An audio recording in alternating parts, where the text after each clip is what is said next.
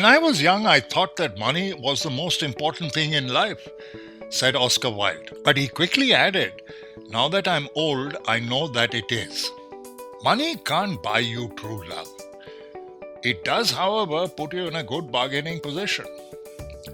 Any business or organization, whether for profit or not, requires money for its sustenance and growth. Let's take an existing business or a new venture, or for that matter, a new project. In order to achieve the mission and goals, the leadership team would expect the finance manager and the finance team to ask them how much money is needed to achieve these objectives and goals, that is, estimation of capital requirement, and then for what periods of time do you need the money, which is long term or short term, and then the finance team needs to know where to get the money at the optimum cost, which we call the choice of sources of funds.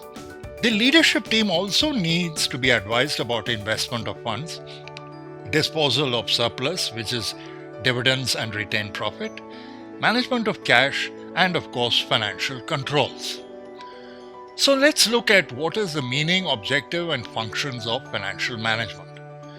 Financial management means planning, organizing, directing and controlling the financial activities such as procurement and utilization of funds of the enterprise. It actually means applying the general management principles to financial resources of the enterprise.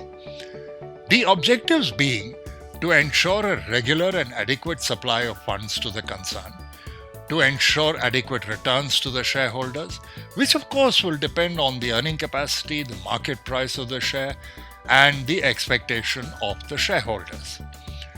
Also, that once the funds are procured, they should be utilized in a maximum possible way at the least cost.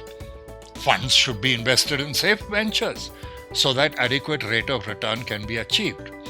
And also, there should be a sound and fair composition of capital so that a balance is maintained between debt, which is loan, and equity, which is share capital. So now let's sum up what are the functions of financial management. Estimation of capital requirements. Second, determination of capital composition. Third, choice of sources of funds. 4, investment of funds. 5, disposal of surplus, that is, dividend declaration and retention of profits. 6, the management of cash. And 7, financial controls. We recommend 3 of these books in our bibliography, plus more as we proceed, to help you enhance your depth and understanding of the subject. Remember the golden rule: those who have the gold make the rules. Thank you.